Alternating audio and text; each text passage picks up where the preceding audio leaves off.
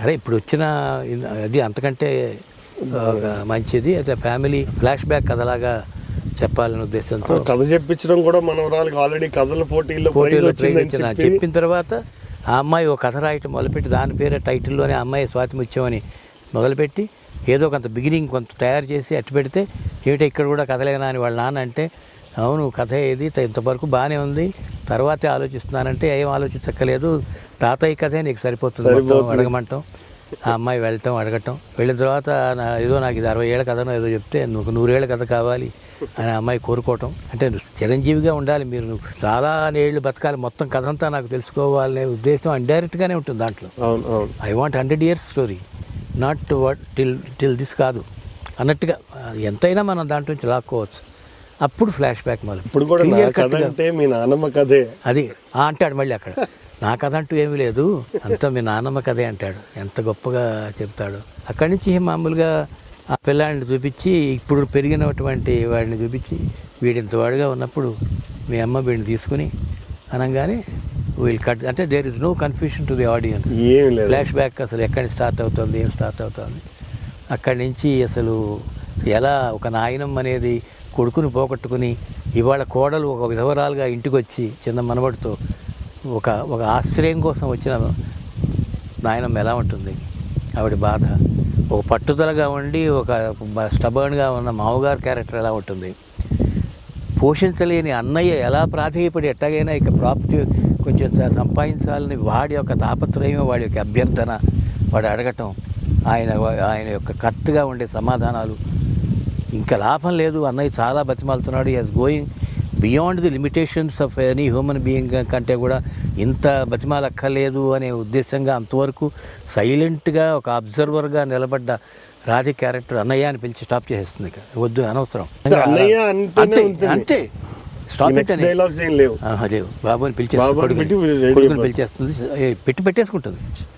వెళ్ళిపోతుంది. రావు గారు మీరు ఒక్కసారి పెద్ద మనసుతో ఈ పసివాడి పరిస్థితి ఆలోచించండి. అన్నయ్య బాబు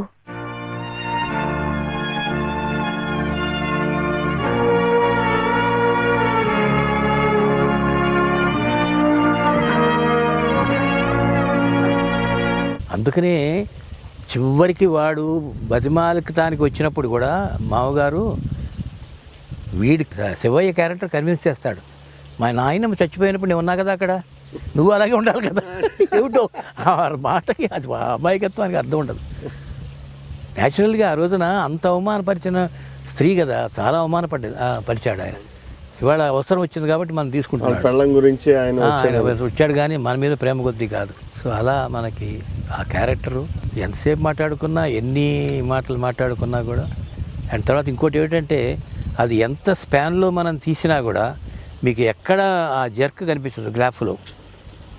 అతని ప్యాటర్న్ ఆఫ్ యాక్టింగ్ కానీ డైలాగ్ డెలివరీలో కానీ ఒకటే ప్యాటర్న్.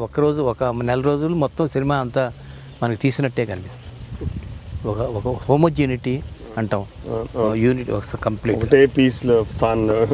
ఒకే పీస్లో పన్నాలు. అదే ఒక అద్భుతమైన పాటకి లీడ్ కూడా అదే వైలిన్ వాయిస్తూ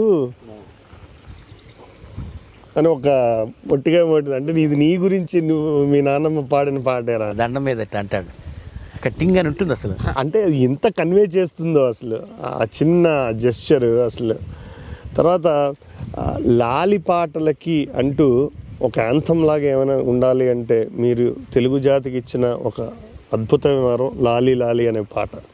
అంటే అంతకుముందు అన్నమాచార్యుల వారు జో అచ్యుతానంద జో ముకుంద లాంటి అద్భుతమైన పాటలు ఎలా అయితే చరిత్రలో చిరస్థాయిగా నిలిచిపోయాయో, తర్వాత సినిమా ఆడియన్స్, సినిమాల ద్వారా ప్రభావితమైన ప్రజలందరికీ కూడా ఇంకా ఎవరినైనా పిల్లల్ని పడుకోబెట్టాలి అంటే ఇది తప్ప వేరే ఆల్టర్నేటివ్ లేదు అనేట్టుగా మీరు ఆ పాటని గ్రేట్నెస్ ఆఫ్ ఇళయరాజా. ఇది సి నారాయణ రెడ్డి గారు రాసిన అద్భుతమైన పాట. సాహిత్యం కూడా ఎంత స్ట్రక్చర్డ్గా ఉంటుంది. స్ట్రక్చర్డ్ దాంట్లో అదే మొదట్లోనేమో మీకు పల్లవి అంతానేమో రత్నాలు, ముత్యాలు, పగడాలు వస్తాయి. ఫస్ట్ చరణం అంతానేమో తల్లులు కౌసల్య యశోద అట్లా వస్తాయి. గిరితనయ్యలాలి పార్వతి అలా వస్తుంది. థర్డ్ చరణం అంతానేమో వాగ్గేయకారులు. వాగ్గేయకారులు అన్నమయ్య, చాగయ్య, శ్యామయ్య. శ్యామయ్య చాలా అద్భుతమైన సాహిత్యం. అది అన్నమయ్యకి లింకు తెలియాలి అంటే అంత ఆయనకి మ్యూజిక్ డైరెక్టర్ కదా ఇళయరాజా గారు. నేను అన్నాను అనమాట, జో అచ్యుతానంద జో ముకుంద అనేది చాలా పాపులర్ అండి, అది అనగానే గుర్తొస్తుంది అంటే హమ్మింగ్ లాగా అది పెట్టి తర్వాత ఆ లైన్ వస్తుంది. జో జో జో జో జో జో జో జో జో జో అలమేలు పతికి అన్నమయ్య లాలి, అలమేలు పతికి అన్నమయ్య లాలి, కోదండ రామునికి గోపయ్య లాలి, శ్యామలాంగునికి శ్యామయ్య లాలి, ఆగమనుతునికి త్యాగయ్య లాలి, వటపత్ర సాయికి వరహాల లాలి, రాజీవ నేత్రునికి రతనాల లాలి, లాలి లాలి లాలి లాలి లాలి లాలి లాలి లాలి. నిజంగా సార్, ఎంత సంగీత సాహిత్య అలా అద్భుతమైన కలయిక. మీరు ఆ పిక్చరైజ్ చేసిన విధానం ఏ పిల్లాడు నిద్రపోకుండా ఉంటాడు చెప్పండి సార్.